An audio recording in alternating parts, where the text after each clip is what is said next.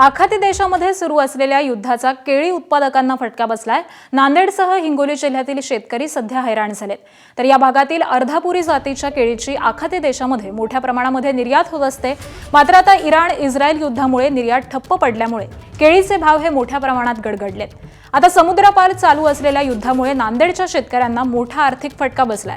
नांदेड जिल्ह्यातील अर्धापूर, भोकर, मुदखेड आणि हिंगोली जिल्ह्यातील वसमत आणि कळमनुरी या 5 तालुक्यांमध्ये सर्वाधिक केळीचं क्षेत्र आहे।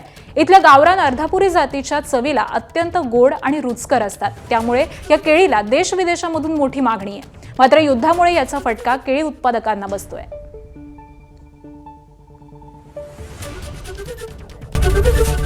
एबीपी माझा, उघडा डोळे बघा नीट।